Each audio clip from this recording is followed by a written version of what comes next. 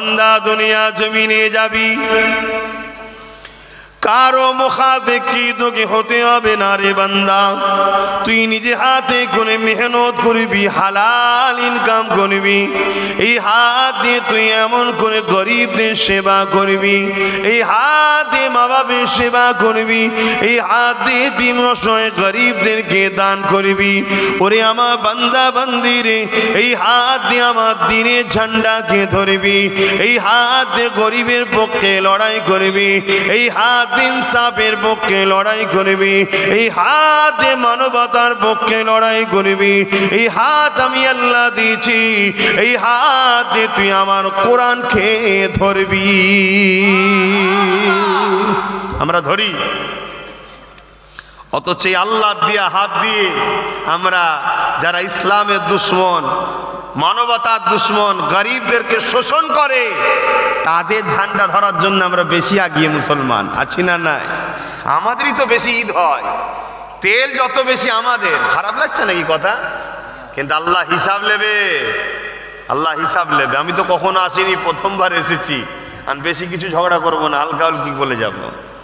কেন এখন কে পক্ষে আছে কে বিপক্ষে আছে বোঝা মুশকিল। কিন্তু একটা জিনিস জানবেন, যদি সবাই বিপক্ষে থাকে তাহলে কি আল্লাহর কথা বলা বন্ধ হয়ে যাবে? তাহলে কিসের তুমি ইমানদার আব্বাস সিদ্দিকী কে? এটা তো আনন্দ করে বললাম। মনে রাখবেন, একটা গাছের পাতা যে লড়ছে, এই লড়ার ক্ষমতাটা আল্লাহ ছাড়া ওই গাছের পাতারও ক্ষমতা নেই লড়তে পারে। জোরে বলুন সুবহানাল্লাহ।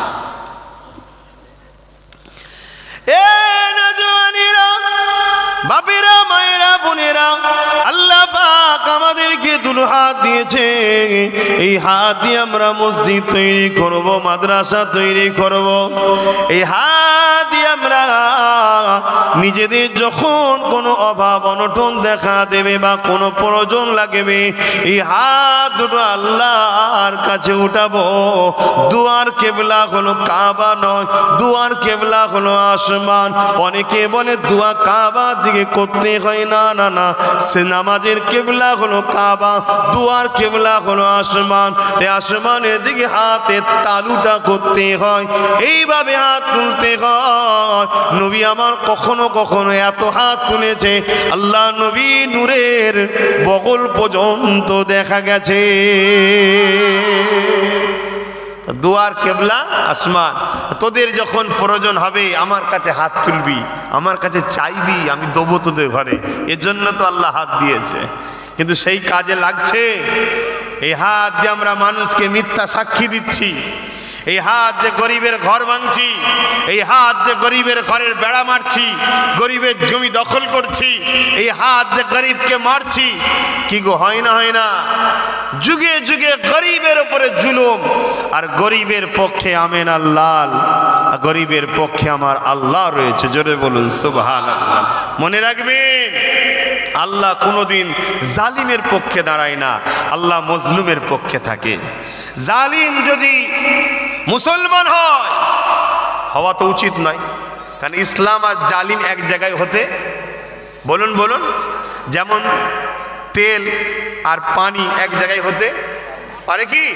ঠিক তার থেকেও কঠিন হলো ইসলামের আর জালিম এক জায়গায় হতে পারে না।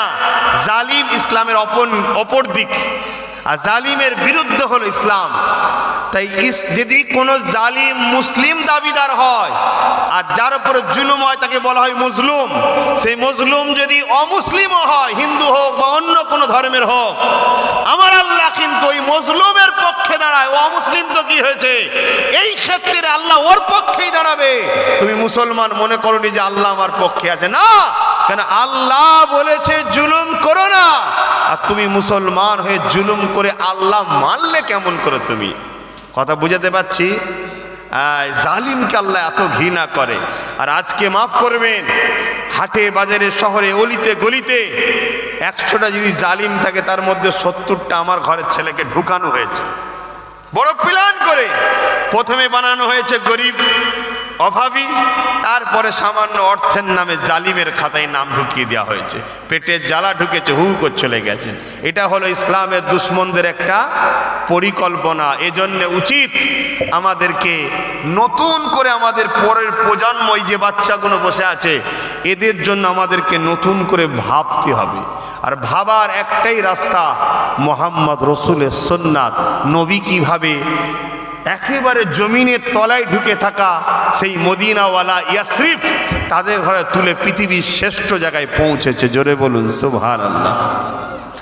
আল্লাহ নবী যখন মদিনায় গেলেন, মাত্র দুজন মানুষ সই করতে পারত। কতজন? দুজন। লিখতে পারত না, সই করতে পারত। কতটা অশিক্ষিত পিছিয়ে পড়া জায়গা ছিল ভেবে দেখুন। এত অশিক্ষিত, এত পিছিয়ে পড়া জায়গা, আবহাওয়াটাও পর্যন্ত দূষণ ছিল, মানুষের বিমার হয়ে মানুষ পর্যন্ত মারা যেত। আল্লাহ নবী যখন ওই ইয়াসরিব মদিনাতে গেলেন, মদিনা শরীফে গিয়ে আল্লাহ নবী মসজিদ তৈরি করলেন। কি জন্য? আল্লাহকে দাসত্ব করবে বলে।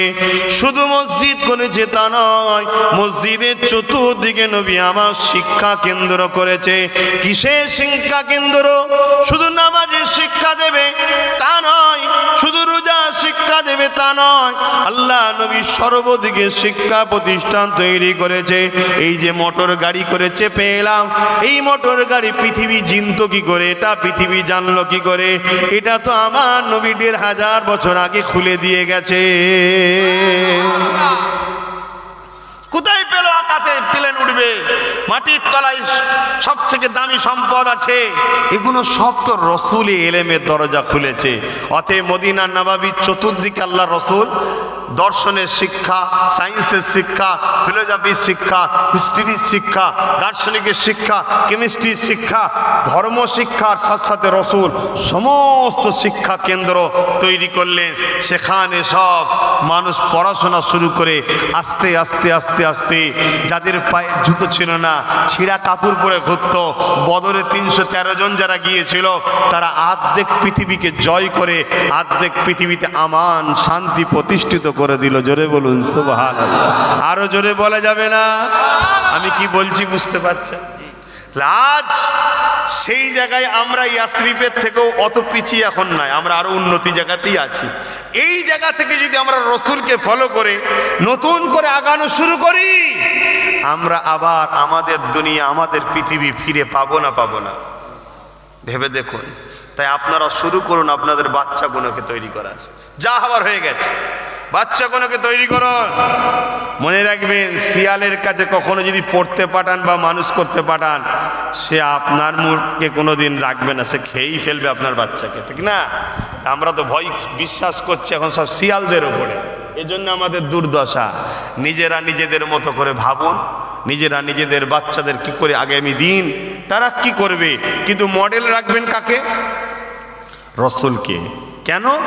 আল্লাহ কোরআনে জানালেন, লাকাদ কানা লাকুম ফি রাসূলিল্লাহি উসওয়াতুন হাসানা।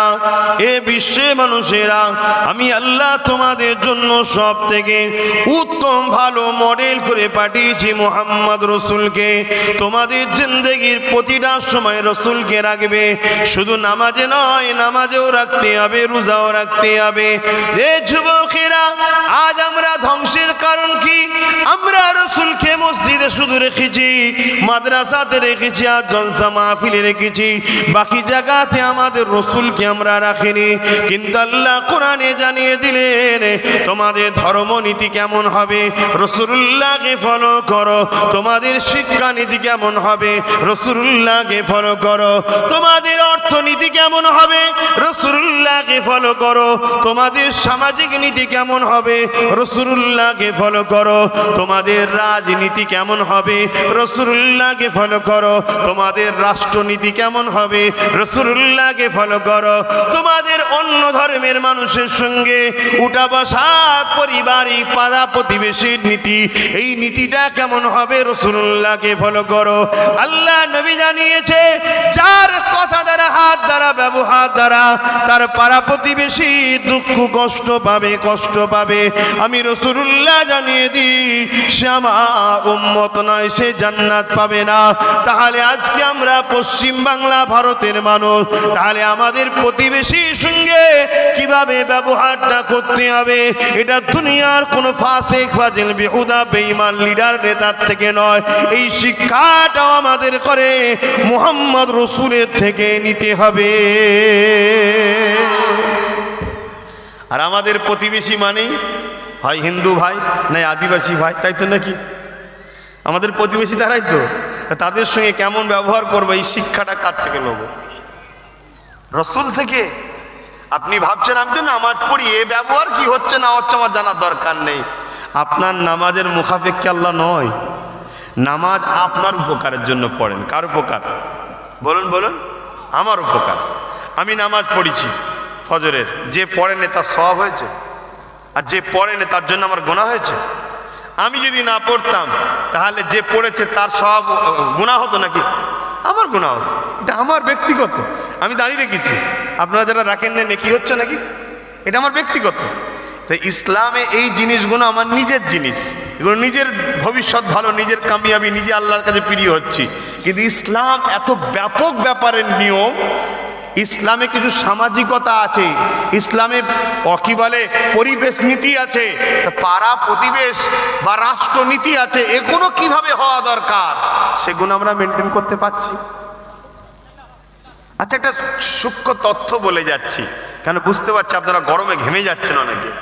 কেন এমন সিস্টেম হয়েছে, রাত্রিরে খুব ঠান্ডা আর দিনে গরম, আর এমনভাবে করে ফেলেছে সূর্যটা পুরো আপনাদের মুখে লাগছে। যাক, এটা নতুন করেছেন। আমার কোথায় গেল সে চাচাবার কিন্তু চলে গেল। আচ্ছা, নতুন বেচারিরা করছে, সব ভাইরা করছে, আপনারাই করছেন, নতুন করছেন।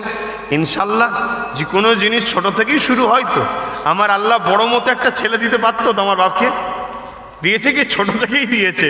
ছোট থেকেই দুনিয়া এসেছি, আস্তে আস্তে বড় হচ্ছি। তা আমরাও আপনারাও ছোট ছিলেন, আস্তে আস্তে বড় হচ্ছি। যে কোনো জিনিস ছোট থেকেই শুরু হয়, আস্তে আস্তে বড় হবে। মনে একটা শুধু তথ্য আপনাদের ঘরে বলছি, একটু ভালো করে খেয়াল করবেন। কেন আমাদের সমাজে সব থেকে ভয়ঙ্কর যে জিনিসটা আমাদের দুশ্মনদের মধ্যে, আমাদের দুই ধরনের দুশ্মন আছে। জানা দরকার আছে না? না বলুন না, দুশ্মন সম্বন্ধে জানা দরকার আছে না? না, আমাদের দুই ধরনের দুশ্মন। আর এই দুই ধরনের দুশ্মনের মেন নায়ক হচ্ছে ইবলিস, শয়তান। কে? ইবলিস। সে হচ্ছে এক নম্বর, সে হচ্ছে সমস্ত দুশ্মনদের বাপ। কথা বললেন? যেমন বাপ আদম আমাদের বাপ, সে হচ্ছে সমস্ত দুশ্মনদের বাপ। তো সেই আমাদের দুই ধরন দিক দিয়ে আমাদেরকে শেষ করা হয়। নাম্বার ওয়ান হচ্ছে প্রকাশ্য দুশ্মন। প্রকাশ্য দুশ্মনকে চেনেন না? চেনেন না? যেমন আমার দেশে এখন প্রকাশ্য দুশ্মনরা সব মাথা চাড়া দিয়েছে, সব জানেন আপনারা। যেখানে সেখানে ধরে ধরে ধরে ধরে বিভিন্ন স্লোগান দিয়ে আমাদেরকে মেরে ফেলছে, ঠেলে ঠেলে ফেলে দিচ্ছে। করছে না? করেন? এগুলো হচ্ছে প্রকাশ্য দুশ্মন। এটা আমাকে আমরা চিনি। কিন্তু রসুল বলছেন এই প্রকাশ্য দুশ্মন কোনোদিন মাথা চাড়া দিতে পারে না যখন এদের পিছনে মুনাফিক দুশ্মনটা না সাথ দেয়। এরা দুশ্মন থাকার পরেও চুপ থাকে, সাহস করে আগাই না। ভালো তারা শোনেন, কিন্তু এই মুনাফিক দুশ্মন বলে একটা দুশ্মন আছে, যারা হুবাহুব আমাদের মতো দেখতে, আমাদের সাথেই থাকে, আমাদের সঙ্গে নামাজ পড়ে, আমাদের সঙ্গে রোজা রাখে, আমাদের সঙ্গে সালাম খায়, আমাদের সঙ্গে সেমুই খায়, আমাদের সঙ্গে কুরবানিতে যায়, সব করে। কিন্তু তার উদ্দেশ্য ভেতরের পার্টসগুলো প্রকাশ্য দুশ্মনের কাছে বিক্রি করে রাখে। তারা যতক্ষণ ওই প্রকাশ্য দুশ্মনের পিছনে যেমন কুরুলের বাঁট হয়, ওই বাঁট না হয়ে দাঁড়াতে পারে, ততক্ষণ পর্যন্ত প্রকাশ্য দুশ্মন মাথা ছাড়া দেয় না। তো নতুন করে পৃথিবী জুড়ে আবার মুনাফিকের সংখ্যা বেড়ে গেছে। কথা বললেন? রসুল পাক সাল্লাল্লাহু আলাইহি সাল্লাম তাই আমাদেরকে বলছেন যে আমার ভয় হয় আমার উম্মত শিরক করে ধ্বংস হবে না, আমার উম্মত বড় বড় পাপ ক্ষতি করে আমার উম্মতকে ধ্বংস করতে পারবে না। কেন? আমার আল্লাহ বলেছেন যত বড়ই গুনাহ করো তওবা করলেই মাফ করে দেবো। জোরে বলুন সুবহানাল্লাহ। কিন্তু আমার উম্মতকে একদল মুনাফিকরা ধ্বংস করে দেবে। তা সেই মুনাফিকদের খপ্পরে আমরা পড়ে গেছি। আমাদেরকে দেখবেন একদল লোক বুঝায় ওসব বেকার, দুনিয়ায় কি হচ্ছে দেখার দরকার নেই, দুদিনের দুনিয়ায় না আমার রোজা তসবিহ তাহলিল হজ টজ নিয়ে আল্লাহ আল্লাহ করো না বাবা। এ বুঝাই না? বুঝাই না? এ আর এক মুনাফিক। আর এক মুনাফিক এই করতে করতে আমার একটার পর একটা মসজিদ চলে যাচ্ছে, একটার পর একটা মাদ্রাসা চলে যাচ্ছে, একটার পর একটা আমাদের শরীয়তের বিধান চলে যাচ্ছে, এখনো তুমি তসবিহ আল্লাহ আল্লাহ করতে বলছো? আমার কথা কি বুঝছেন না বোঝেন না? আমার কথা কি ভুল বুঝছেন নাকি আপনারা? এগুলো প্ল্যান তৈরি করা, যে সেটিং করা হয়েছে, ও সব ঝরছে। আমাদের দুনিয়া আল্লাহ আল্লাহ করেন, তসবিহ তাহলিল পড়েন, সুবহানাল্লাহ সুবহানাল্লাহ করেন, নামাজ পড়েন, মসজিদে থাকেন, ঘরে আসেন, বউ ছেলে পুলেলে থাকেন, কারবার টারবার করেন, ও কি হচ্ছে না হচ্ছে দেখার দরকার নেই। এর নাম ইসলাম?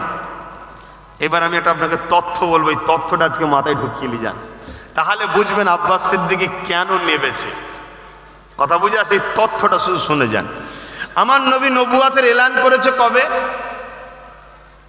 বলুন বলুন। আচ্ছা, আমার নবী দুনিয়া আগমন করেছে কবে? 570। কত বছর বয়সে নবুয়াতের এলান করেছে? 40। তা 570 থেকে 40 হলে কত হয় ভাই? ওলামা ভাইয়েরা আপনারাও একটু শোনেন। 610। নবী মেরাজে গেছে কতই? 621। কতই? 621। তা 10 আর 21, 11 বছর নবী কি করেছে? মেরাজ থেকে তো গিয়ে নামাজ এনেছে, তসবিহ এনেছে, রোজা এনেছে, ফজিলাত এনেছে। এই 11 বছর নবী কি করেছে? আমি বুঝাতে পারছি? এই 11 বছর দুনিয়ার জমিনে যত জালিম, অত্যাচার, স্বৈরাচারী, ক্ষমতাশালী যত ফিতনা ছিল, সেই সব জঙ্গলগুলোকে নবী পরিষ্কার করেছে। জোরে বলুন সুবহানাল্লাহ। আবু জেহেলের মতো শাসক, উদবার মতো শাসক, সাইবার মতো শাসক, রোবের মতো সন্ত্রাস ক্ষমতাশালী তখন ছিল।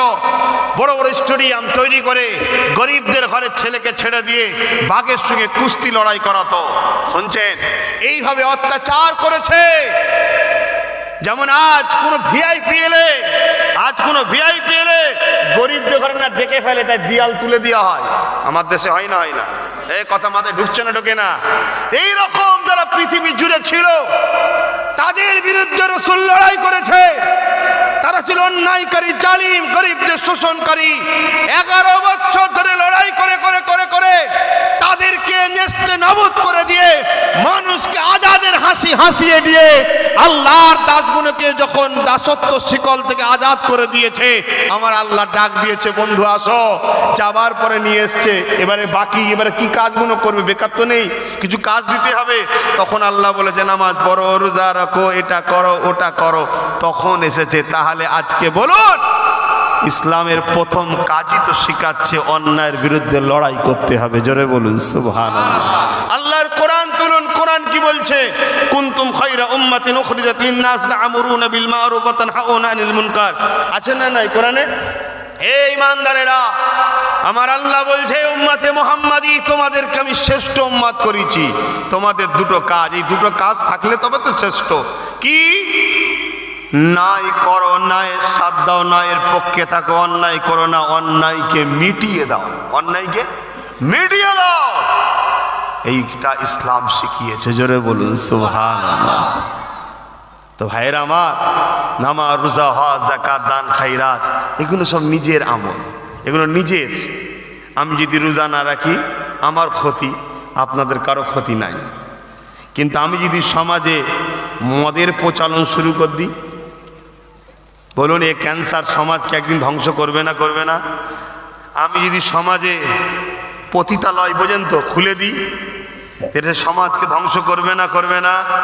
আমি যদি সমাজে একটা গুন্ডা টিম তৈরি করি, 10টা বাড়ি লুটি, 50 জন চুপ করে আছে, ওর লুটেছে তো, কালকে আরো 10টা লুটবো, 40 জন চুপ করে আছে, ওর লুটেছে তো, কালকে আরো 10টা লুটবো, তখন 30টা চুপ থাকবে, ওর লুটেছে তো। তাহলে সমাজে ক্যান্সার বাড়ছে না বাড়ে না? এইখানে আপনার নামাজ শান্তিভাবে হবে, আপনার রোজা শান্তিতে হবে। তাহলে সমাজের সঙ্গে আমরা জড়িয়ে আছি। তাই মুসলিম হোক আর যে কোনো ধর্মের হোক, মানুষকে ভালোবাসা এটা ইসলামের আদর্শ। জোরে বলুন সুবহানাল্লাহ। আল্লাহ নবী হাদিস পাকের মধ্যে জানালেন আল্লাহ নবী হাদিস পাকের মধ্যে জানালেন লা ইয়ারহামুল্লাহু মান লা ইয়ারহামুন নাস, যে মানুষের উপরে দয়া করে না সে আল্লাহ পাকের দয়াটাও পাবে না। খুব ভালো করে বুঝবেন, অনেক কষ্ট করে গরমে বসে আছেন আর মুখের দিকে তাকিয়ে আছেন, কথাগুলোকে নিবার চেষ্টা করেন। দুদিনের দুনিয়া ঠিকই কথা, চলে যেতে হবে ঠিকই কথা, কিন্তু ইবাদত হকুল্লাহ, আল্লাহর ইবাদত, হকুন নাস, মানুষের হক, এই মানুষের হকে যদি আপনি গন্ডগোল করে যান এখানে কিন্তু আল্লাহ মাফ করবে না। আল্লাহ পাক রহমান রহিম, আপনি যদি আল্লাহর হক নামাজ রোজা যাকাতের যদি কিছু ভুল করেও যান, নামাজ রোজা যদি কিছু ভুল করেও যান, আল্লাহ তিনি দয়া করে মাফ করে দিতে পারেন বা মাফ করে দেবেন, কথা দিয়েছে। এবং তিনি বলেছেন যদি কেউ তওবা করে, আমি আল্লাহ যেমন মায়ের পেট থেকে বাইর হওয়ার সময় কোনো গুনাহ ছিল না, ওই রকম আমি আল্লাহ তাদেরকে বেগুনাহ বানিয়ে দিই। কিন্তু একটা গুনাহ মাফ হবে না। কোনটা? শিরকের। কলেমার রদ্দ কবুর পরে তওবা করলে শিরকের গুনাহ মাফ হয়, একটা গুনাহ মাফ হবে না। কি? হকুন নাস। কিসের? হকুন নাস, মানুষের হক, যেটা আজকে অহরহ আমরা করছি, ডাইরেক্ট হোক আর ইনডাইরেক্ট হোক। শুনছেন না? বসে আছি হুজুর, এখানে বসিয়েছেন কে? আল্লাহ তো, আপনার ওসিলা তো। এখন এখানে বসে যদি আমি 10টা লোকের উপর জুলুম করি, আপনারা কি দোষী হবেন না? হবেন না? কেন? আপনারা বসিয়েছেন। শুনছেন আমি কি বুঝাচ্ছি? বুঝতে পারছেন? ধরে নেন। তাহলে এখানে বসে কেউ যদি মাদ্রাসাকে বোলডুজার দিয়ে ভাঙে আর তার সাথে যদি আমি আপনি মিশে থাকি, আমাকে আপনাকে ধরবে না? ধরবে না? আর এখানে বসে কেউ যদি মাদ্রাসার শিক্ষক বন্ধ করে দিয়ে মাদ্রাসাকে মিটে দিতে চায়, একজন গুলি করে মারছে আর একজন ইঞ্জেকশনের মধ্যে ভ্যাকসিন দিয়ে মারছে, দুটোই আসামি তো নাকি? অতএব দুটো আসামিকেই যদি আমরা কোনোভাবে কেউ যোগাযোগ রাখি তাহলে আমাদের বিপদ আছে না? নাই? বোঝাতে পারছি তো? বোঝার চেষ্টা করি, না হয় কিন্তু ক্ষতি হবে, আমরাই নিজেদের দিনের দুশ্মন হয়ে যাচ্ছি। আসেন আল্লাহ দরবারে তওবা করি, বাকি জীবনটা আল্লাহ পাক রাসূল দ্বারা যেভাবে আমাদেরকে চলতে বলেছে ওইভাবে চলার চেষ্টা করি। কেননা এই দুনিয়া চিরস্থায়ী নয়। আল্লাহ আমাদেরকে দুটো পা দিয়েছে, এই পা দিয়ে বান্দা তুই আমার মসজিদে আসবি, এই পা দিয়ে বান্দা তুই মাদ্রাসায় যাবি দিন শিখতে, এই পা দিয়ে আলেমদের দরবারে যাবি, এই পা দিয়ে তুই আল্লাহ ওয়ালাদের কাছে যাবি, এই পা দিয়ে হেঁটে হেঁটে গরিবদেরকে দেখতে যাবি, এই পা দিয়ে তুই নায়ের রাস্তায় চলবি, এই পা দিয়ে বান্দা এমন করে দুনিয়া জমিনে কোনো গরিবের ক্ষতি করার জন্য যাবি না, কাউকে মিথ্যা কেস দিবার জন্য যাবি না, কারোর জন্য মিথ্যা সাক্ষীর জন্য যাবি না। বান্দারে আমি আল্লাহ ছাড় দিয়েছি, ছেড়ে দিই না। আমি আল্লাহ ফেরাউনকে ছাড় দিয়েছিলাম, সে নিজেকে খোদা পর্যন্ত দাবি করে ফেলেছিল, আমি আল্লাহ তাকে ধরেছি, এখন মিশরের প্রামিতে পড়ে আছে। আমি আল্লাহ নমরুদকেও ছাড় দিয়েছিলাম, সে আমার সঙ্গে যুদ্ধ করবে বলেছিল, একটা ক্ষুদ্র খোরা মশা দিয়ে আমি আল্লাহ তাকে শেষ করে দিয়েছি। এ দুনিয়ার মানুষ, আমার ক্ষমতার কাছে কেউ কিছুই নয়, আমি আল্লাহ ছাড় দিয়েছি, ছেড়ে দিই না। তাই আমি আল্লাহ তোদেরকে শ্রেষ্ঠ উম্মত করেছি, তোরা দুনিয়া জমিনে শান্তি প্রতিষ্ঠিত করবি, তোরা দুনিয়া জমিনে ন্যায়ের পক্ষে থাকবি, তোরা দুনিয়া জমিনে গরিব এতিম অসহায়দের পক্ষে থাকবি, তোরা দুনিয়া জমিনে মানবতার পক্ষে থাকবি, দুনিয়া জমিনে আমার রাসূল যেটা করেছে তোরা সেটা করবি। মা আতাকুমুর রাসূলু ফাখুযুহু ওয়া মা নাহাকুম আনহু ফান্তাহু, আমার নবী যেটা নিষেধ করেছে তোরা সেটা ছেড়ে দিবি। এটাই তো আমাদের কাজ, আমরা করছি। বড় প্ল্যান করা হয়েছে এই পৃথিবীতে, আমাদেরকে গান দিয়ে, জুয়া দিয়ে, সিনেমা দিয়ে, খেলার নামে, ইটার নামে, উটার নামে আল্লাহ রসুল থেকে সরানো হচ্ছে। প্রথমে বানিয়েছে মূর্খ, তারপরে বানিয়েছে গরিব, তারপরে দিচ্ছে ভিক্ষা, তারপরে সরাচ্ছে রাসূলুল্লাহ থেকে। একজন শয়তান আসবে, জানেন তো? নাম কি জানো? দাজ্জাল এক চোখে কানা হবে, জানেন তো? দাজ্জাল আসার আগে পৃথিবীতে খরা দেখা দেবে, পৃথিবীতে গরিব ভরে যাবে, 90% লোক পৃথিবীর গরিব হয়, 90%। কথা বললেন? আজান দি, আজান দেবে? হ্যাঁ দিক না, দিচ্ছে, শোনা যাচ্ছে? আচ্ছা, শেষ হয়ে গেছে, এখন বলছে আজান দিচ্ছে, তো আমি কি করছি, আমি শুনতেও তো পাইনি। তো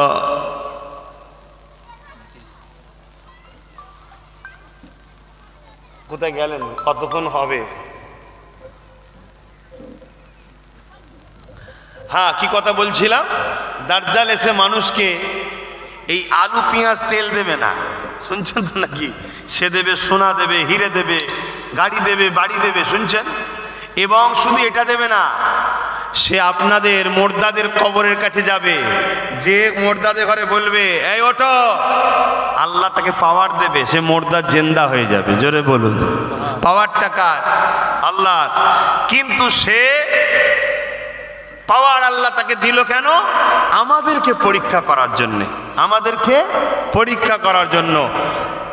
এক রায়াতের মধ্যে আছে, কিছু কিছু যুবক যখন তাকে অস্বীকার করবে, কিছু কিছু যুবক যখন অস্বীকার করবে তাকে, তখন সে যুবকগুলোকে হত্যা করবে, টুকরো টুকরো করবে, করে আবার তার উপরে হাত বুলিয়ে দিয়ে তাকে আবার জিন্দা করে দেবে। এই ক্ষমতা তাকে দেবে আল্লাহ।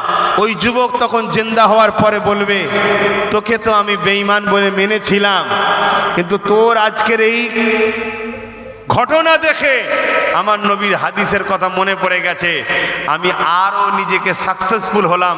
তুই সেই রসুলের ঘোষণাওয়ালা বেঈমান দাজ্জাল কাফের। তখন আবার তাকে কতল করে দিয়ে, দাজ্জালের বাঁ হাতে থাকবে তার জাহান্নাম, ডান হাতে থাকবে তার জান্নাত। আল্লাহ রসুল বলছে তার বাঁ হাতে যে জাহান্নাম থাকবে ওই জাহান্নামে দেবে, কিন্তু ওর মধ্যে জান্নাতের শান্তি থাকবে। জোরে বলুন সুবহানাল্লাহ, আরো জোরে বলুন সুবহানাল্লাহ। জানকে বাঁচাবার জন্য অনেকে বলে কি করব, একটু অন্যায় দেখার পরেও চুপ থাকতে হয়, একটু গা মিলিয়ে দিতে হয়, কেন জান চলে যাবে, সেদিন তো কতল করে ফেলবে আল্লাহ না মানলে তাকে। তাহলে কি দাজ্জালকে আল্লাহ বলে মেনে নেবেন? তাহলে কতল করে দেবে তো। এখন থেকে হ্যাবিট তৈরি করুন, আর না হয় দেখবেন 10 তলা বাড়ি হয়ে যাওয়ার পর ভিক্ষা চাওয়ার যা অভ্যেস, সে কিছু দেখতে পেলেই ফ্রিতে বসে যাবে। আছে না নাই সমাজে এরকম লোক? তার খাবার কে খায়? অনেক আছে, কিন্তু কোনো জায়গায় ফ্রি খাবার দেখো সে জুড়ে বসে আছে। কেন? অভ্যাস, ফ্রি খেয়ে খেয়ে অভ্যাস হয়ে গেছে। তো এই যে ফ্রি, এই যে মানুষকে ভিখারির রাস্তা, হাত পাতাবার রাস্তা, এটা দাজ্জালের প্রজেক্ট চলছে, দাজ্জালের পক্ষ থেকে পৃথিবীতে চলছে। হাত পাতলে দাও, হাত পাতলে দাও, হাত পাতলে দাও। খুব ভালো করে বুঝবেন। আমার বাড়িতে আপনার নন্দীগ্রাম থেকে একটা লোক গেছে, বুঝাবার জন্য বলছি, যে হুজুর আমি গরিব মানুষ, 500 টাকা দেন না। আমি তাকে বললাম আমার গাড়িটা ধুয়ে দিয়ে 1000 টাকা দেবো, গাড়িটা ধুয়ে দে 1000 টাকা দেবো। সে গাড়ি ধুয়ে দিল, 1000 টাকা দিলাম। আর একজন এক জায়গা থেকে গেছে, হুজুর আমি গরিব মানুষ, 500 টাকা দেন না। তাকে আমি 500 টাকা দিয়ে দিলাম। একদিন কোন একটা রাস্তার মোড়ে যে 1000 টাকা নিয়ে এসছে, সেও আমার সাথে দেখা হয়েছে, যে 500 টাকা যাকে দিয়েছি সেও আমার সঙ্গে দেখা হয়েছে। শুনছেন? দেখা হয়েছে। যে 500 টাকা আমার ফ্রিতে নিয়েছে, সে দেখবেন এসে আমার কাছে মাথায় হ্যাট করে কথা বলবে। আরে হুজুর ছাড়ো না, সাধারণ লোক মনে করো না, হুজুর হিসেবে সম্মান করে আলাদা জায়গা। মাথায় হ্যাট করে কথা বলবে, কেন? তাকে আমি 500 টাকায় আমার গোলাম বানিয়ে ফ্রি দিয়ে রেখেছি। আর যে 1000 টাকা বেশি দিয়েছি, সে কিন্তু এসে আমাকে অতটা গুরুত্ব দেবে না। কেন? সে তো জানে তুমি তো আমায় দিওনি, মেহনত করেছি তাই পেয়েছি। ইসলাম এটাই বলেছে, ভিক্ষা করো না, মেহনত করো। কিন্তু আজ আমার কম তো ভিখারির দিকে চলে যাচ্ছে।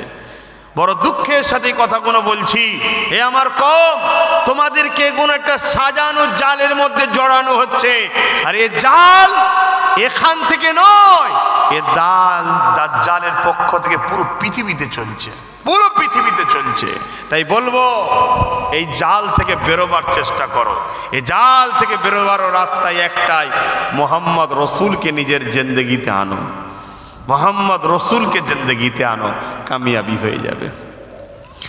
মুসলমান একবারও ভাবলে না আল্লাহ বা যদি দুটো চোখ না দিত নিজের মা বাপকে দেখতে পেতে না, আল্লাহ যদি দুটো চোখ না দিত এই আসমান জমিনকে দেখতে পেতাম না, আল্লাহ যদি দুটো চোখ না দিত নিজের স্ত্রী পরিবার বাচ্চা স্বামীকে দেখতে পেতে না। তরুণেরা এই জমিনে যারা অন্ধ, এই জমিনে যারা অসহায়, তাদেরকে দেখে শিক্ষা নাও। আল্লাহ কত সুন্দর দুটো চোখ দিয়েছে।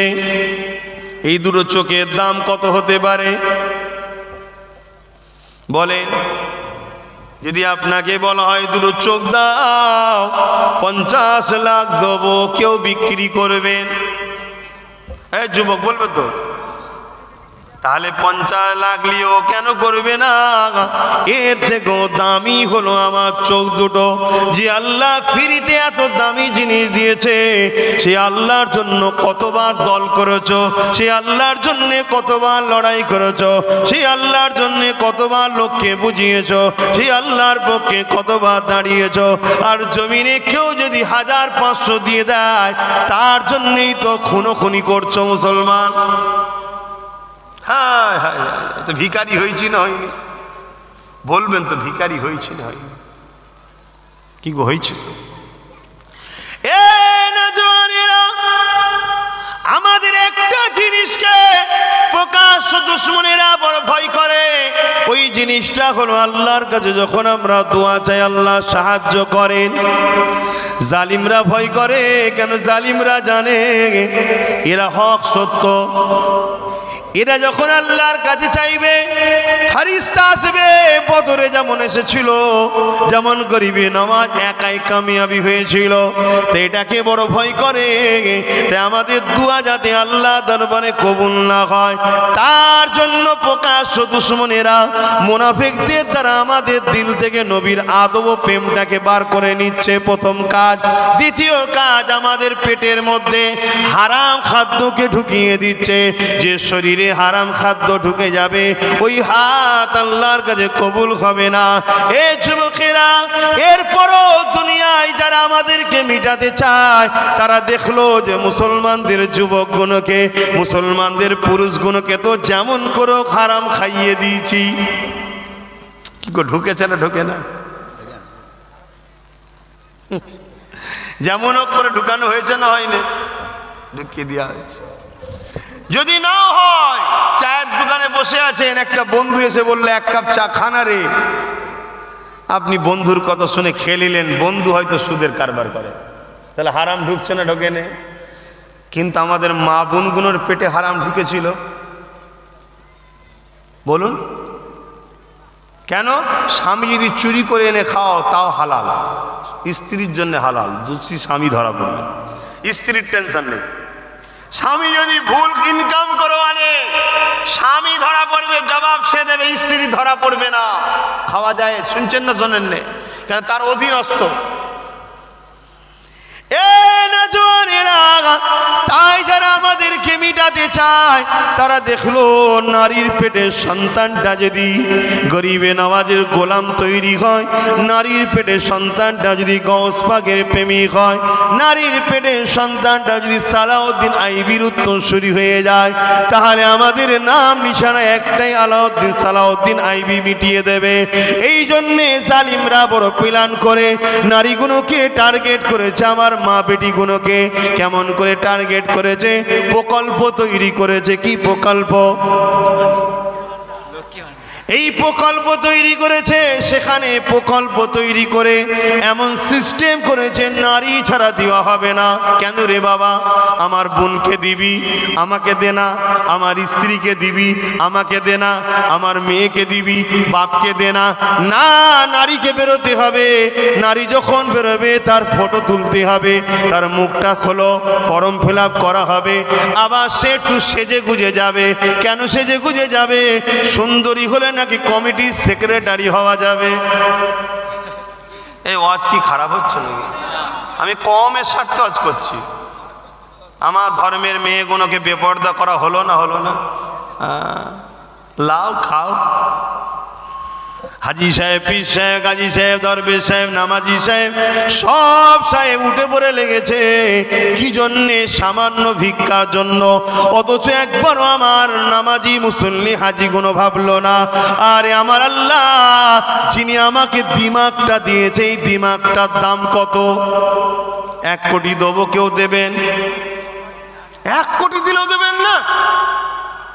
আজকাল তো আমরা দিমাগ লাগাইনি, এই দিমাগ লাগিয়ে কাজ করে নাই কেউ, বেকার পড়ে আছে। দেবেন না? 1 কোটি পাবেন, কেউ দেবেন না? দেবে না। তাহলে এই দিমাগটার দাম কেন দেবে না? 1 কোটির থেকেও এর দাম বেশি। তাহলে কে দিয়েছে? কত নিয়েছে? ফ্রি। সেই আল্লাহর বিরুদ্ধে গিয়ে আজ আমার ঘরের কম যখন বেপরদা করে তার স্ত্রীগুলোকে, তার মেয়েগুলোকে, নারীগুলোকে সামান্য ভিক্ষার জন্য, এ কমের উপরে আল্লাহ সাহায্য আসতে পারে না। এজন্য আজকে আমাদের দুর্দশা। আসেন, যা হওয়ার হয়েছে তওবা করেন। ভুল মানুষের হয়, যা হবার হয়েছে তওবা করুন। তওবা করলে আল্লাহ মাফ করে না? করে না। মুসা আলাইহিস সালামের কওমের একটা উম্মত। মুসা নবীর উম্মতের দাম বেশি না আমার নবীর উম্মতের দাম বেশি? আল্লাহ দিয়েছে, নিয়ামতটা প্রকাশ করতে হবে। মুসা নবীর একটা উম্মত, সে প্রতিদিন শরাব পান করত, জুয়াতে যেত এবং বাজার থেকে নারী খরিদ করে নিয়ে আসতো। আশা করছি বুঝতে পারছেন। তার ভোগের জন্য একদিন বাজারে গেছে, একটা মহিলাকে 60 দিরহাম দিয়ে খরিদ করেছে। আজকের বাজারে 10 লাখ। আজকের বাজার বেশি তো কম নয়। খরিদ করেছে, ঘরে নিয়ে এসছে। প্রতিদিনের ন্যায় দারু পান করে ফ্রেশ হয়ে ওই মহিলার কামরায় যখন ঢুকেছে, তখন মহিলাটা থরথর করে কাঁপছে আর কাঁদছে। তখন ওই যুবক বলছে, মহিলা তুমি তো নিজের স্বইচ্ছায় বিক্রি হয়েছ, এখন এখানে কাঁদছো, কাঁপছো কেন? তখন মহিলা তার কণ্ঠ বলতে পারছে না, এত কাঁদছে, এত ঘাবড়াচ্ছে। তখন কোন রকম ভাবে এই মহিলা বলছে, শোনো যুবক, আমি খারাপ মেয়ে নয়, আমি অনেক কষ্টের পর আজকে নাচারে বিক্রি হয়েছি। কেন? আমার বাবা মা না, তারা অসুস্থ, বাবা মা অসুস্থ, তাদের চিকিৎসার জন্য দেখার কোনো উপায় নেই, আমারও কোনো কিছু অন্য দ্বিতীয় কোনো উপায় নাই। তাই নিজেকে এইভাবে অনেক দিন চালিয়ে আজ আমি নাচারে পরে বিক্রি হয়েছি, কিন্তু এখন আমার মালিক আল্লাহর কথা মনে পড়েছে। যুবকটার চোখ দিয়ে পানি বেরোচ্ছে। কোন যুবকটা? যে কিনে এনেছে, রোজকে যে শরাব পান করে, রোজকে যে চরিত্র হরণ করে, তার অর্থের গরম আছে, পাওয়ার আছে এলাকায়, এলাকার কেউ তাকে কিছু বলতে পারে না। কিন্তু আজ সেই যুবকের চোখে পানি, সে যুবক হাউমাউ করে কাঁদছে। মহিলা ঘুরে দেখেছে, যুবক এই মহিলাকে বোন বলে সম্বোধন করে ডাক দিয়েছে। বলুন সুবহানাল্লাহ। বোন রে, তুই এত গরিব হয়ে, এত অভাবী হয়ে, এত পরীক্ষায় পড়েও যদি আল্লাহকে ডাকতে পারিস, তার ভয়ে কাঁপতে পারিস, তাকে এত ভালোবাসিস, আল্লাহ আমাকে ধন দৌলত টাকা পয়সা সব দিয়েছে, আর আমি সেই আল্লাহ ভুলে আছি, আমি কত খারাপ। আমার তো উচিত বেশি বেশি করে আল্লাহকে ডাকা, ঠিক না বেটি? গরিবের থেকে বেশি ডাকা দরকার। আমি ভুলে আছি। তা আজকে আমি কথা দিলাম, বোন তুই আমাকে তওবা করিয়ে দে, আমি তোকে সাক্ষী রেখে তওবা করছি, জীবনে আর কোনোদিন এই পাপ খারাপ কাজে আর যাব না। জোরে বলুন সুবহানাল্লাহ। আর যা, তোকে যে 60 দিরহাম দিয়েছি, ভাই হিসাবে সম্পর্ক হয়ে গেল, ওই টাকা নিয়ে তুই ঘরে চলে যা। সে বোনটার ইজ্জত বাঁচালো কে? জোরে বলুন, বাঁচালো কে? আল্লাহ বাঁচালো। সে ফিরে গেল, আর তার ওসিলায় পরিবর্তন হলো একটা যুবক। পরের দিন ওই রাত্রিরে এত কাঁদা কেঁদেছে যুবকটা, সারা রাত কাঁদতে কাঁদতে কাঁদতে তাহাজ্জুদের রক্তে আল্লাহর হুকুম ইন্তেকাল হয়ে গেছে। ইন্না লিল্লাহি ওয়া ইন্না ইলাইহি রাজিউন। ওর ইন্তেকালটাকে ওই দিন ফিক্সড করা হয়েছে না সৃষ্টির সময়তেই? সৃষ্টির সময়তেই ফিক্স ছিল, কিন্তু কপাল ভালো, যাবার আগের রাত দিনে চেঞ্জ হয়ে গেছে, যাবার কিছুক্ষণ আগে চেঞ্জ হয়ে গেছে। সবাই জানে এই বাড়ির ছেলেটা খারাপ। পরের দিন যখন এলাকার লোকেরা উঠেছে, তার দরজার গোড়ায় লেখা আছে যে এই যুবককে আল্লাহ মাফ করে দিয়েছে, তওবা করিয়ে জানাজায় সবাই শরীক হও। জোরে বলুন সুবহানাল্লাহ। ভাবো আমার ভাইয়েরা, ভাবো তোমার আমার জিন্দেগিতে ভুল হয়ে গেছে, গুনাহ হয়ে গেছে, অন্যায় হয়ে গেছে, সেই মালিক থেকে দূরে সরে যেওনি, যিনি তোমাকে কত সুন্দর করে বানালো, দুটো চোখ দিল, কান দিল, হাত দিল, পা দিল, জিন্দেগি দিল, বাপ মা মা দিল, স্ত্রী দিল, শরীয়ত দিল, কত সুন্দর এই পৃথিবীতে বসবাস করার জন্য ভাষা দিয়েছে, বুবা করেনি। যদি বুবা হতাম আমি বলতে পারতাম না, তোমরা আমাকে আনতেও না। আর তুমি যদি বুবা হতে মা বাপের সঙ্গে কথা বলতে পারতে না, একদিন মাও বিরক্ত বলতো কি হাবার মতো বকছিস, বুঝতে পারি না, দিলটা ভেঙে যেত। কিন্তু আল্লাহ তা করেনি। সেই আল্লাহর দিয়া জবান নিয়ে বুঝে বুঝে স্লোগান দাও, বুঝে বুঝে কথা বলো, এবং যা করেছো করেছো, এই জবান দিয়ে হারাম খেও না। তওবা করো, পরিবর্তন হও। নিজের ভবিষ্যৎ, নিজের বাচ্চার ভবিষ্যৎ, নিজেদের অস্তিত্ব বাঁচাবার লড়াই এসেছে এবারে। অস্তিত্ব বাঁচাবার জন্য নিজেরা সংগঠিত হও, ঐক্যবদ্ধ হও। কারো ঘর ভাঙার জন্য নয়, কাউকে লুটার জন্য নয়, কাউকে জুলুম করার জন্য নয়, কাউকে ঠকাবার জন্য নয়। কেন এগুলো করা ইসলামে হারাম। কিন্তু আমাদেরকে যারা মিটাতে চাইছে, তাদের হাত থেকে আমাদের বাচ্চাদের শিক্ষা, স্বাস্থ্য, কর্মসংস্থান, নিজ জীবন জীবিকা, ইজ্জতের সঙ্গে বেঁচে থাকার ভবিষ্যৎ ব্যাপারটা আমাদেরকে ভাবার দরকার আছে না নাই? এটা কি ইসলাম শিখাই না আমাদের ঘরে? বলুন না গো, ইসলাম শিখিয়েছে না শিখাইনি? অতএব ভাবুন, ভেবে দেখুন। যদি মনে হয় আব্বাস সিদ্দিকীর কথা লিবার মতো, তাহলে সংগঠিত হন, ঐক্যবদ্ধ হন, নিজেরা নিজেদের বাচ্চাদের ভবিষ্যতের জন্য ভাবুন। আর সব কিছু হওয়ার পরে লাস্টে সবাই মিলে গিয়ে এমন একজনের কাছে গিয়ে সমর্পণ হবেন, যে কিনা আপনার ইসলামকেই ঘৃণা করে, যে কিনা আপনাকেই ঘৃণা করে, যে কিনা আপনাকে দেখায় এক দাঁত আর চিবায় আর এক দাঁত দিয়ে। হাতি চেনেন? হাতির দেখাবার দাঁত আলাদা, চিবাবার দাঁত আলাদা। তার কাছে গিয়ে আপনি সমর্পণ হলেন, সে আপনার কোনদিন ভালো চাই? হ্যাঁ, কোনোদিন চাই? টুপি মাথায় দিলেই মুসলমান হয়নি, আর ঘোমটা দিলেই শুধু ইমানদার হয়নি রে বাবা। তার হৃদয়ে কি আছে দেখতে হবে। কথা মাথায় ঢুকছে? সেগুলোকে দেখুন, দেখে বুঝে সুঝে ভাবুন। আগে পানি ছিল না, তায়াম্মুম করেছেন, আলাদা কথা, আল্লাহর কাছে শুকরিয়া আদায় করুন। এখন তো আল্লাহর কাছে পানিরও ব্যবস্থা হয়ে গেছে। কি গো, হয়েছে না হয়নি? ছিল না, ইদর সিদর করেছি, আল্লাহ একটা ভালো জায়গা তো তৈরি করে দিয়েছে। একটু ভেবে চিনতে চলুন। রব্বানা আতিনা ফিদ দুনিয়া হাসানাতাও ওয়া ফিল আখিরাতি হাসানা। আল্লাহ নিজে শিখাচ্ছে কেমন ভাবে দোয়া করবি। রব্বানা আতিনা, আয় আল্লাহ, রব্বানা আতিনা ফিদ দুনিয়া হাসানা, আয় আল্লাহ আমার দুনিয়ার ভালাই দান করুন। তা দুনিয়ার ভালাই চাইলে হয়ে যাবে না? চেষ্টা করতে হবে। দুনিয়ার ভালাই কিসে হয়? হ্যাঁ, সেজন্য চেষ্টা করতে হবে না? আপনি ঘরে এসেছেন, নামাজে দাঁড়িয়েছেন, আল্লাহু আকবার, আর নামাজে দাঁড়াবার আগে আপনার পরিবার আপনাকে একটা লিস্ট দিয়েছে, কি 200 টাকা কি 500 টাকার ওষুধ কিনতে হবে, পকেটে আছে মাত্র 50 টাকা, নামাজ হবে? বলবেন তো ইসলাম ওই শুধু নামাজ শিখিয়েছে? এই ওষুধটা কিনবি কি করে, তার জন্য অর্থটা কীভাবে ইনকাম করতে, ইসলাম শিখিয়েছে না শিখায় নেই? আমার কথা বুঝছেন তো নাকি?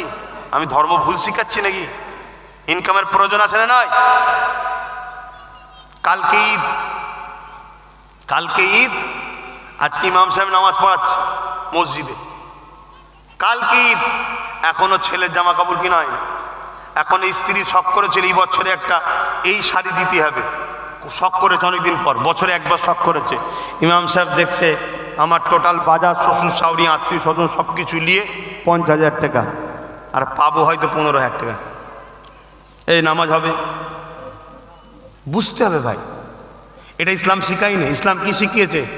আপনি নামাজে দাঁড়াবেন, খাবার এসে গেছে, ইসলাম বলছে আগে খেয়ে এলে তবে নামাজ পড়। কেন? না হয় তুই নামাজে দাঁড়িয়ে মনে কি দিল, গোশ দিল না আলু ভাজা দিল, হাসবেন না। ইসলাম কতভাবে আমাদেরকে সহযোগিতা করেছে দেখুন। যাকে খেয়ে এলে নফসটা ওখানে তো থাকবে। তাহলে ইসলাম নফস আমার পালিয়ে যাচ্ছে, দিনকে দিন আমরা গরিব হয়ে যাচ্ছি, দিনকে দিন আমাদের ইমামগুলো বেউজ্জতি হচ্ছে, দিনকে দিন আমাদের বেটিগুলো, তুমি জানেন এ কথা বলতে সমাজে বলা যায় না, কিন্তু বাস্তব তো বলতে হবে। জানেন 100টা মেয়ে যদি খারাপ জায়গায় থাকে, তার মধ্যে 70টা মুসলমানের মেয়ে। কেন? কেন? এর কারণটা কি? অভাব না শখ করে? বলুন, অভাব।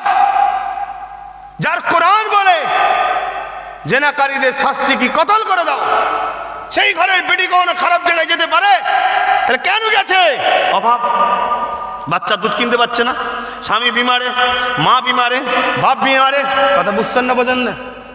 অথচ আমাদের ঘরে নিয়ে লুটা হয়েই যাচ্ছে, লুটা হয়েই যাচ্ছে, লুটাই হয়ে। আমরা কি ভিখারি জাত নাকি? আমরা ভিখারি, কিন্তু আমরা ভিখারি নিজের দোষে হয়ে গেছি। কেন? পরের বাপকে বাপ বলেছি, পরের মাকে মা বলেছি, এই জন্য আজকে আমাদের দুর্দশা। এখনো সময় আছে, এখনো সময় আছে, সূর্য ডুবতে অনেকক্ষণ বাকি আছে। এই তো সবে 1টা বাজে, সূর্য ডুবতে অনেক টাইম আছে। তাড়াতাড়ি তৈরি হও, আল্লাহ ঠিক কামিয়াবি তোমার কপালে দেবে। কেন? আল্লাহ বলেছে যে জাত নিজে থেকে পরিবর্তন হতে চায় না, আমি আল্লাহ কাকে পরিবর্তন করি না। তোমার পরিবর্তন হতে হবে, চেষ্টা করতে হবে। তোমার সামনে দুটো অপশান রয়েছে, একটা ডান হাত, একটা বাম হাত। তোমার তো ভাবা দরকার ডান হাত দিক দিয়ে এগিয়ে যাওয়াটা সুন্নাত, কেন রসুল বলেছে ডান দিক দিয়ে কাজ করা ভালো। তো একটা তোমার সামনে যখন নবীর ঘরের ছেলে কেউ সে ডাকছে, বুঝাচ্ছে যে এইগুলো করো, এইগুলো করো, তার উপরে তো তোমার বিশ্বাস করা দরকার। তুমি বিশ্বাস করছো কার উপরে? যাদের উপরে বিশ্বাস করতে তোমার দিনই নিষেধ করেছে, তার উপরে বিশ্বাস করে যাচ্ছ, তো ঠকতে হবে না। এই জন্য ঠকে যাচ্ছি আমরা। আল্লাহ আমাদেরকে হেদায়েত দান করুক, বলুন আল্লাহুম্মা আমিন। আমি আমার কওমের মানুষকে বাঁচাবার স্বার্থে গুটি কত কথা বললাম। কারো কিছু অসুবিধে হলো? যদি অসুবিধে হয় আমার কিছু করার নেই।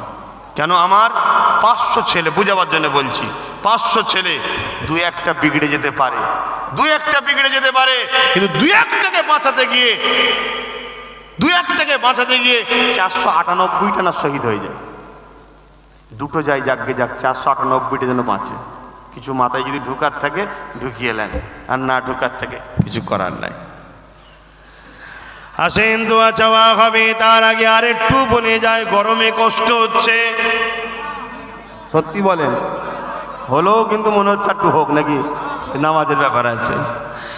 এ যুবকেরা, তরুণেরা, বাপেরা, মায়েরা, বোনেরা, এ দুনিয়াদারি বড় সহজ জিনিস নয়, এখানে ফিতনা ভরা জায়গা। এই জন্যই তো আল্লাহ দুনিয়ায় পাঠিয়েছে, যাও পরীক্ষা দিয়ে আসো। এটা পরীক্ষার জায়গা, এখানে নানা রকম ছলে বলে কৌশলে আমাদেরকে ইমানও লুটছে, ইজ্জতও লুটছে, আমাদের সব কিছু আসমাতকে লুটে লিয়া হতে লেগেছে। তাই ভাবার চেষ্টা করুন। তাই নবী আমার বিদায় নেবার সময় বলে গেলেন, আমি তোমাদের কাছে 3টে জিনিস রেখে গেলাম। কটা? একটু আগুন তুলে দেখালে খুশি হব। কটা? 3টে জিনিস রেখে গেলাম। কিতাবুল্লাহ, আল্লাহর কিতাব কোরআন শরীফ, সুন্নাতে রাসূলি, নবী যেটা করেছে ওটা হলো নবীর সুন্নাত। 3 নম্বর হলো আহলে বাইতি, আমি নবী আমার আহাল, আমার পরিবার, আমার খানদান, আমার বংশধর, এই 3টে রেখে গেলাম। এই 3টেকে তোমরা ধরো, অর্থাৎ সুন্নত নেবে কোরআনের থেকে নাও, আর সুন্নত নেবে। সুন্নতটা কি? আমার আম্মা জান আয়েশা সিদ্দিকা বলে, কানা খুলুকুল্লাহুল কোরআন, আমার নবী পাকের চরিত্র মোবারকটাই হলো কোরআন। নবী যা করেছে কোরআন অনুযায়ী করেছে। কোরআন কার কথা? আল্লাহ। কোরআন কোনো বই কিতাব নয়, কোরআন হলো কালামুল্লাহ, আল্লাহর কথা। জোরে বলুন সুবহানাল্লাহ। তাহলে আমাদেরকে 3টে দেখে গেছে, রসুল বললেন 3টেকে মজবুত করে ধরো, তোমরা দুনিয়াতেও ঠকবে না, আখেরাতেও বিপদে পড়বে না। জোরে বলুন সুবহানাল্লাহ। তাহলে ধরা দরকার আছে না নাই? নন্দীগ্রামের মানুষ এসেছি প্রথমবার, আসা যাওয়া থাকবে না, চলে শেষ হয়ে যাবে? যাওয়া হয়েছে আর আনবে মনে হচ্ছে? হ্যাঁ, যাক, যদি আসা যাওয়া থাকে, আদিন নাই থাকে, আপনাদের তো যাওয়া থাকে।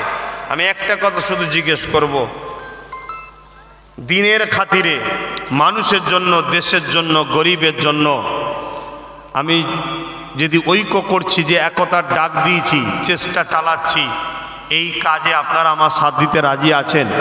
আল্লাহকে সাক্ষী রেখে বলছেন হাত দিতে রাজি আছেন?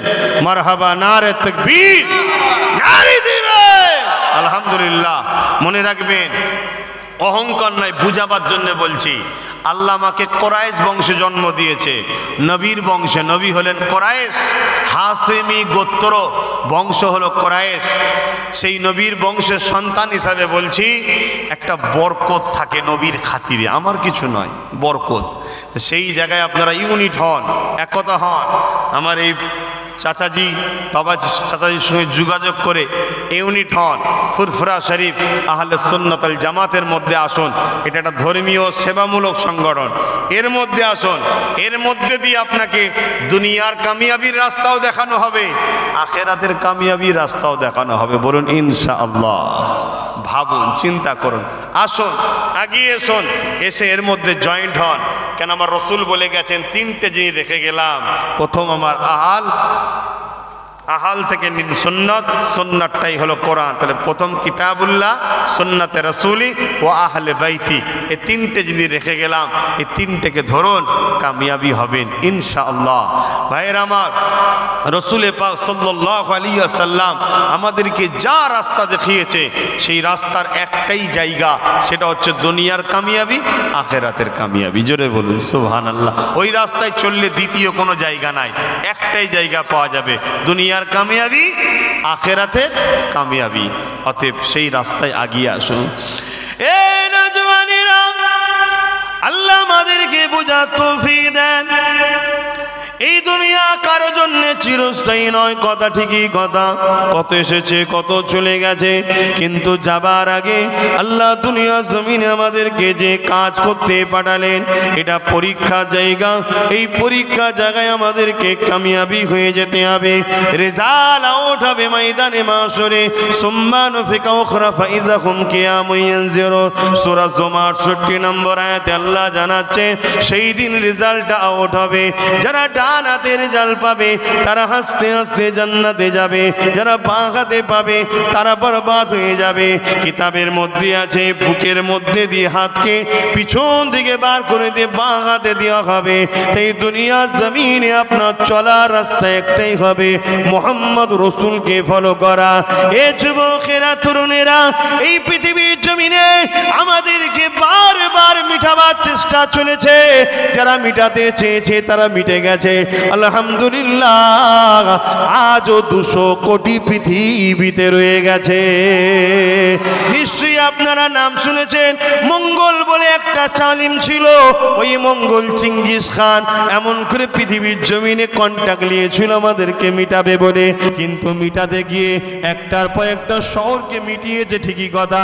যখন বাগদাদের জমিনে ঢুকেছে, এত মেরেছে আমাদেরকে, আমাদের মাথার খুলি দিয়ে বাগদাদের জমিনে বড় বড় মিনার বাড়ি তৈরি করেছে।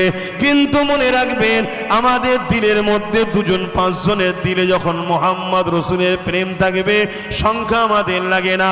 ওই 5 জন থেকেই আল্লাহ পৃথিবীকে আবাদ করিয়ে দেবে। এত মারার পরও মঙ্গল খান মিটে গেছে, চেঙ্গিস খান মিটে গেছে, তাদের নাম নিশানা মিটে গেছে। 200 কোটি এখনো আমরা রয়ে গেছি। ইমান, ইমান দুটো জিনিস, একটা হলো অন্যায় পাপ, আর একটা হলো ইমান।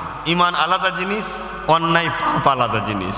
কিন্তু এই অন্যায়টা, কিছু কিছু অন্যায় আছে যে অন্যায় করলে ইমান চলে যায়। যেমন ইসলামের উপকারের দলে তোমাকে যদি নাও পাওয়া যায়, খুব ভালো করে বুঝবেন, ইসলাম মানো, ইমান আছে, কিন্তু উপকারের কোনো কাজে তোমায় পাওয়া যায় না। শুনছো? তথাপিও ছাড় আছে, কিন্তু ইসলামের ক্ষতিকারকের দলে দেখা গেলে ছাড় নাই। বুঝতে পারলাম? কাউকে যদি কোনো কিছু দিতে নাও পারেন, জিন্দেগিতে কাউ কিছু দেননি, তাও ঠিক আছে, জীবনে কারো থেকে 1 টাকা যেন ঝেড়ে নেবেন না, এখানে ছাড় নেই। আমি বুঝতে পারছি তো? ঠিক তেমনি ইসলামের উপকারের কাজে, যেমন আজ আপনারা জানেন কি জানি না, দাদা হুজুর নিজে হাতে তৈরি করা একটা মাদ্রাসা করেছিলেন ফুরফুরা শরীফ, আপনারা হয়তো গেছেন, দেখেছেন। ওই মাদ্রাসায় 14টা শিক্ষক নেই আজকে দীর্ঘদিন ধরে। কেন শিক্ষক নেই কখনো ভেবে দেখেছেন কেউ? সীতাপুরে একটা মাদ্রাসা আছে, ওতে 11টা শিক্ষক নেই। শুনছেন তো ভাই? কেন শিক্ষক নেই কখনো ভেবে দেখেছেন? আমরা তো ভাবি না।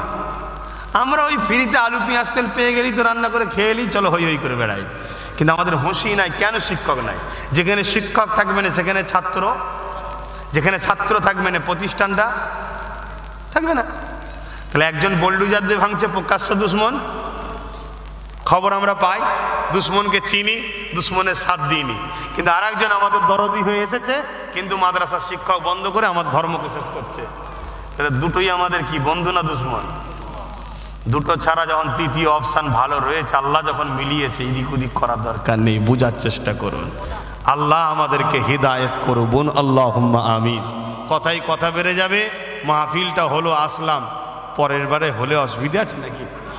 আর এইবারেই হয়েছে, তো আপনারা খুশি তো নাকি? আসুন একটু দোয়া হবে, দোয়া চান তো নাকি? এখন আবার আমার কওমের মধ্যে নানান দল, কে হাত তোলে, কে হাত তোলে না, কে হাত ঝাড়ে, কে হাত মুঠো করে, কে এই করে, কে ওই করে, কে লাফালাফি করে, কে ছুটোছুটি করে, নানান রকম সব ফেতনা। এটা তৈরি করা হয়েছে, এটা তৈরি করা হয়েছে। কিন্তু মনে রাখবেন, এশিয়া বা ভারতবর্ষে কয়েকটা দল আছে যারা হচ্ছে, যাদের দ্বারা ইসলাম ভারতবর্ষে এসেছে। তার মধ্যে একটা যেমন আমি, যিনাকে অনুসরণ করি, আমার মুর্শিদ কেবলা মুজাদ্দেদ জামান দাদা হুজুর পীর কেবলা, পূর্ব ভারতের দিন ইসলাম ইনার দ্বারা হয়েছে। ঠিক তেমনি আর একটা দল হলো দেওবন্দ, নাম শুনেছেন? দেওবন্দীদের পীর সাহেব হজরত হাজি ইমদাদুল্লাহ মুহাজির মাক্কি, আশরাফ আলী থানভী সাহেবেরও পীর, তারপরে কাসেম নানতুবি সাহেবেরও পীর, এই হজরত হাজি ইমদাদুল্লাহ মুহাজির মাক্কি রহমাতুল্লাহ আলাইহে, ইনি একজন। আর একটা হলো বেরেলি আলা হজরত আহমদ রেজা খান বেরুলবি, ইনি। আর একটা হলো কারামত আলী জনপুরি। এই চারটে সিলসিলা এই ভারতবর্ষ জুড়ে দিন ইসলামের মূল কাজ করেছে। আর এই চার মাথার মধ্যে, যে চারটে মাথা বললাম, এই চার মাথার জীবনী আর চার মাথার স্টাইলের মধ্যে কোনো ইখতিলাফ আছে বলে দেখা যায় না। ছোটখাটো ইখতিলাফ, কেউ আলু দিয়ে গোশ দিয়ে খেয়েছে, কেউ শুধু গোশ কথা করে খেয়েছে, এটা কোনো ইখতিলাফ নাকি? কেউ মসজিদে, কথা বুঝে আসছে, মেম্বার তৈরি করে আজান দিয়েছে, কেউ মসজিদে মেম্বার না করে, বুঝাবার জন্য বলছি। এগুলো ছোট ছোট ব্যাপার। যেমন এই যে সালাম, সালাম নিয়ে কারো ইখতিলাফ নাই, আর থাকতে পারে কি? কোরআন আছে, কিন্তু দাঁড়ানো নিয়ে ইখতিলাফ আছে না নাই? কিন্তু দাঁড়ানো নিয়ে ইখতিলাফ ইনাদের মধ্যে কেমন, যে উনি করছে করুক, করার আমি বিরুদ্ধে নাই। কিন্তু এখন কি হচ্ছে, করার বিরোধী শুরু হয়ে যাচ্ছে, এদিকে হলো দলাদলি শুরু হয়ে যাচ্ছে। এই দলাদলি করবেন না, এই করে করেই শেষ। কথা বুঝে আসছে? অনেকে দলিল খোঁজে কোরআন হাদিসের। শোনেন, শরিয়াতের দলিল কোরআন হাদিস নয়, চারটে। আদিল্লাতুল ইসলামে আরবাতুন, কোরআন হাদিস ইজমা কিয়াস, বা আরো সুন্দর করে বলতে পারি কোরআন সুন্নাহ। সব হাদিস আমল করার নয়, হাদিস থেকে আমল করা যায় না, সুন্নাত আমল করতে হয়। আমি বুঝাতে পারছি তো না? আমার ইখতিলাফ হচ্ছে। সব হাদিস, কিন্তু একটা হাদিসকে আর একটা হাদিস দ্বারা রদ হয়েছে, কাটা হয়েছে। যেমন বোঝাবার জন্য বলছি, নবী কবর কাছে যেতে মানা করেছিল। কেন মানা করেছিল? তখন কবরগুলোকে নিয়ে শরিয়াত বিরোধী, নবী যে দিন বিরোধী কাজ হচ্ছিল, জাহিলিয়াতপনা চলছিল। কিন্তু যখন নবী সবাইকে সরিয়ে দিল, সরিয়ে দিবার পর পুরো ময়দান ফাঁকা, এবার নবী ট্রেনিং দিলে, শোনো, ফাতিহা পড়বে, ক্লাস পড়বে, দরুদ শরীফ পড়বে, এবং নিজেকে নিয়ে যাবে কবরকে দেখে যেন মরণের কথা মনে পড়ে। কথা বল, ট্রেনিং দিয়ে বলছে এবার যাও। তখন আর হয়নি। কথা বুঝে আসছে? তো এই যে আগের হাদিস কার একটা হাদিস দিয়ে রদ করা হয়েছে, ঠিক তেমনি এই বিধানে এজন্য সব হাদিস, আগেরটাও হাদিস, এটাও হাদিস, সবটাই হাদিস। হাদিস বলে সম্মান করতে হবে, কিন্তু আমল করা সবটা যাবে না। কেন? একটা হাদিস 2 হিজরিতে এসছে, আর একটা হাদিস 3 হিজরিতে এসছে। 2 হিজরি আর 3 হিজরি হাদিসের মধ্যে টক্কর হচ্ছে। আপনি অত হিজরি বোঝেন, আম মানুষ, আপনাকে 2 হিজরি হাদিসটা রদ হয়ে গেছে, মানে বাতিল হয়ে গেছে। কি বাতিল? ওটা তাহলে কি বিরোধী করবেন? না, বিরোধী নয়, বাতিল। ওটা আমলের বাতিল, আমল করা যাবে না। হাদিসই ঠিকই, 2 হিজরিটা 3 হিজরিটা আপনাকে মানতে হবে। এজন্য আপনাদের উচিত, রসুল তাই বললেন, মান আহাব্বা সুন্নতি, তোমরা আমার সুন্নতকে ভালোবাসো। মান আহাব্বা হাদিসি বলেনি, কেন? সুন্নত সবটাকে ফলো করতে হবে। কথা বুঝে আসছে? হাদিস নবীর কল ফেল তাকরীর ঠিক আছে, কিন্তু সুন্নত নবী যেটা করেছে, তাই মান আহাব্বা সুন্নতি, যে আমার সুন্নতকে ভালোবাসলো, ফাকাদ আহাব্বানি, সে আমায় ভালোবাসলো। সুন্নত হলো নবীর কাজ, আর যে আমায় ভালোবাসলো, কানা মাই ফিল জান্নাত, সে আমার সঙ্গে জান্নাতে থাকবে। জোরে বলুন সুবহানাল্লাহ।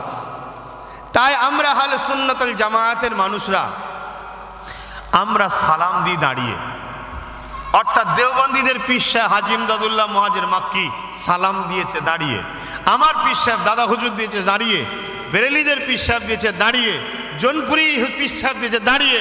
আর এই চারজনের দ্বারা ভারতবর্ষে, বলুন বলুন, টোটাল ভারতে ইসলাম এসেছে এই চারজনের দ্বারা, শুনছেন? আর এই চারজনই যত হাদিস বলুক, যত যাই বলুক, এ সব হাদিসের যিনি ইমাম হযরতে আব্দুল হক মুহাদ্দিস দেহলভী রহমাতুল্লাহ আলাইহি, জোরে বলুন সুবহানাল্লাহ। তিনি আমাদের এবং সবার বাপ মুরব্বী।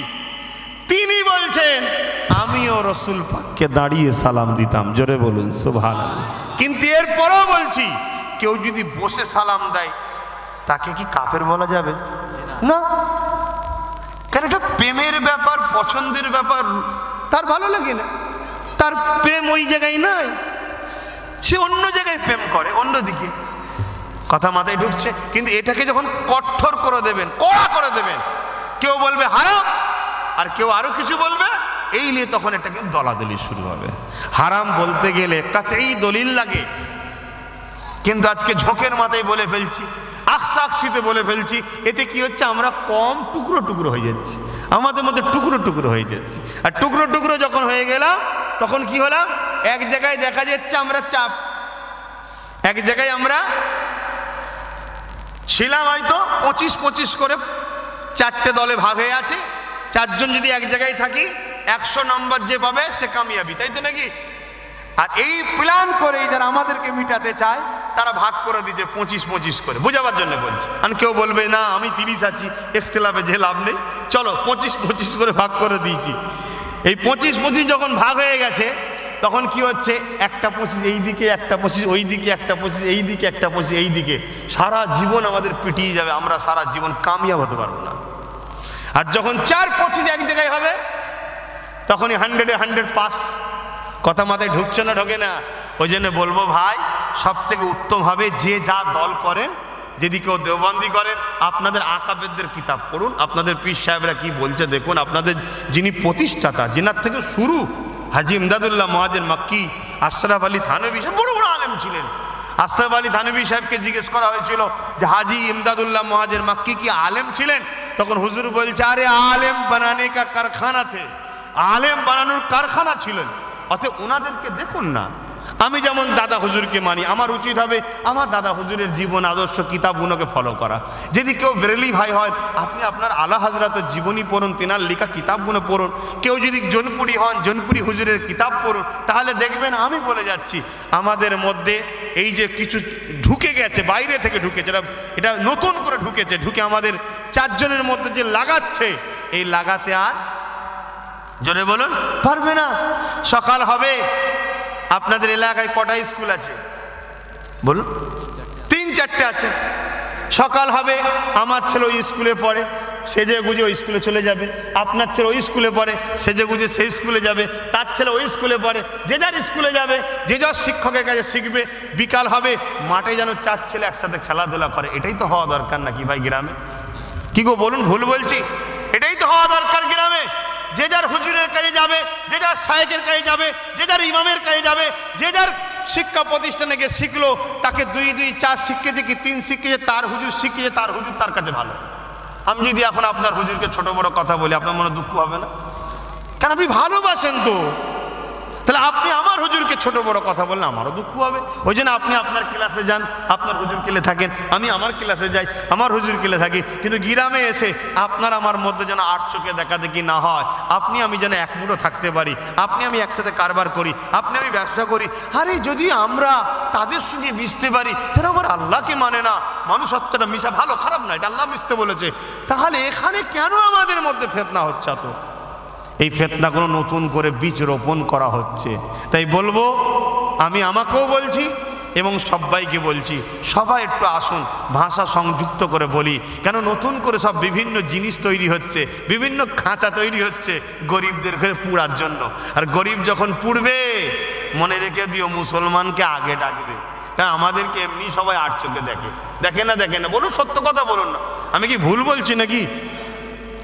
ও দেখলে দোষ নয়, আর বললে দোষ। রাস্তার ধারে কাপড় খুলে বসে গেছে, সমস্যা নাই, বলে এখানে বসছিস কেন? বলছি তুই দেখলি কেন? আরে তুই বসেছি সমস্যা নয়, ও আর চোখে দেখেছে সমস্যা নয়। আর আমি এসে যখন বলবো আমাদেরকে আর চোখে দেখা হচ্ছে, ভাই একটু সাবধান হও। আমি ভুল করে বললাম? আমি আমার বাপকে বলছি, আমি মাকে বলছি, আমার ভাই আমার বোনকে বুঝাচ্ছি, বুঝাবো না? বুঝাবো না? তাহলে সেই জায়গায় আমরা যদি এইভাবে থাকি তাহলে আমাদের বড় ক্ষতি হবে ভাই। একটু বোঝার চেষ্টা করুন আজকে কি হচ্ছে প্যালেস্তাইনে, কি হচ্ছে, হ্যাঁ আজকে আমার দেশেই বা কি হচ্ছে। আমাদেরই সব প্রমাণ হওয়ার পর, কাগজপত্র থাকার পর, আর থাকার পর সব বেদখল হয়ে যাচ্ছে না, যায়নি? হ্যাঁ, খেয়াল করে দেখেছেন? পাড়ায় পাড়ায় পাড়ায় পাড়ায় নতুন নতুন করে সব মসজিদ তৈরি হচ্ছে। মাফ করবেন, এই মসজিদের বিরুদ্ধে নয়, কিন্তু প্ল্যানটা ভাবতে হবে। নতুন করে হচ্ছে না, হয়নি? কিন্তু হাজার হাজার বছর, 500, 200, 400 বছর আগেকারের মসজিদগুলোকে ভেঙে দেবার টার্গেট হচ্ছে। বুঝতে পারছেন কেন বলেন তো? একটা জিনিস প্রমাণ করতে চাইছে, আজ থেকে 10 বছর আগের মসজিদ, 20 বছর আগের মসজিদ থাকে থাক, কিন্তু আজ থেকে যদি 200 বছর আগের মসজিদ থাকে, 400 বছরের, 500 বছরের, তার মানে প্রমাণ হবে কত বছর ধরে আমরা আছি। অতএব ওইগুলো গুড়িয়ে দাও, এগুলো নতুন করে করুক। কিছু মাথায় ঢুকছে, আমাদের অস্তিত্বকে মিটাতে চাইছে, অস্তিত্ব মিটাতে চাইছে। আমার আগেও কোনো গার্ড নেই, পিছনেও কোনো গার্ড নেই, এই কথাগুলো তোমাদের বলার জন্য যারা তোমাদের মিটাচ্ছে তারা আমার দুশ্মন তৈরি হচ্ছে। শুনছেন না শোনেন নে? কিন্তু আমি জানি আমার আগে নেই তো পিছনে নেই তো কি হয়েছে, যাদের থাকে তারা তাড়াতাড়ি চলে যায়, আমার নেই কিন্তু আমি অনেকদিন থাকবো ইনশাল্লাহ। কারণ আমার একজন রয়েছে, তিনি কে? যার জন্যে বলছি ভালোবাসি। কার জন্য? আপনাদের ঘরে আল্লাহর জন্য। তাই বুঝাচ্ছি। তাই ভাই আমার, বাপ আমার, মা আমার, বোন আমার, আমাকে ভুল বুঝবেন না, আপনাদের ভালোবাসি, বুঝাতে চাইছি। আবার বলে যায়, আপনি যদি দেওবন্দি খেয়ালের হন, আপনার পীর সাহেবরা কি বলেছেন, আকাবেররা কি বলেছেন, আপনি ফলো করুন, সেই স্কুলে যান, যাতায়াত করুন, উঠা বসা করুন। কিন্তু আপনি আমার হুজুরকে বলবেন, আমি আপনার হুজুরকে বলবো, এটা সমাজে একটা তেতো তৈরি হচ্ছে। আর এটা করানো হচ্ছে, এটা করানো হচ্ছে। কেন করালেই তো আমরা ডিভাইড হয়ে থাকবো, 25-25 ভাগ হয়ে যাব। আর ভাগ হয়ে গেলেই যারা আমাদেরকে লোটে তাদের মজা। আর আমরা যদি দুটো এক মুঠো হই, চারটে এক মুঠো হই, বলুন না গো, এই যে এদিকে খেয়াল করেন, কটা এটা ভাঙা যাবে? কে বলেছে? এরম যদি একা থাকে ভাঙা যাবে না? যাবে না? ভেঙে দিয়ে যাবে না? হ্যাঁ আছে, শুধু আমার লাগে বলে আমি ভাঙছি নি। অন্য কারো হাত নিয়ে আসেন, দেখিয়ে দিচ্ছি ভেঙে। ও দেখেছেন হুজুর নিজের হাতটা ভাঙেনে পরেরটা ভাঙছি কি হুজুর? না, বোঝাবার জন্য বলছি, ভাঙা যাবে। এটা এটা এটা এটা ভাবুন, ফুরফুরা, দেওবন্দি, বেরেলি, আর কি বলে এই কি জোনপুরি, এসব বিভিন্ন সিলসিলা ধরন রয়েছে। আর যদি এইগুলো, এটা কোরআন আমার আলাদা, আপনার আলাদা, আইন আলাদা নাকি? নবী আমার আলাদা, আপনার আলাদা নাকি? হ্যাঁ, এবার যদি আমাদের মধ্যে জুজিয়াত মাসলাল ইখতিলাফ আছে। জুজিয়াত কি?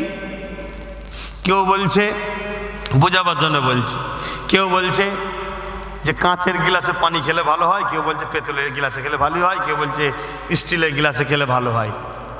কিন্তু পানিকে কেউ হারাম বলেছে? তিনজনই। কথা কিছু বুঝতে পারছেন ভাই? এই ছোট ছোট জিনিসগুলোকে বলা হয় জুজিয়াত, জুজিয়াত মাসলা। এই মাসলালে আমাদের মূল আকীদাতে তো ঝগড়া নেই। আমরা কেউ অন্য নবী মানি, আমরা কেউ অন্য কোরআন মানি, নাউজুবিল্লাহ। ভাবেন ভাই, আর এই যে তো আপনাদের ঘরে বুঝাচ্ছে এইভাবে, আমার দুশ্মন বাড়ছে না কমছে? বাড়ছে। কেন? যারা ভেঙে রাখতে চেয়েছে তারা দেখছি জুড়ে দিচ্ছে। আমার পিছনে এত লাগে কেন? এই জন্যই লাগে। তো যাক, আমি সংক্ষেপ করছি, কথায় কথা বাড়ছে, জোহরের নামাজ আছে, খাওয়া দাওয়ারও ব্যাপার আছে আপনাদের, আমার তো একটু উঠতে হবে, চলে যেতে হবে, ভালোবাসার টানে ছুটতে হয়। আসুন ইয়া নবী সালাম।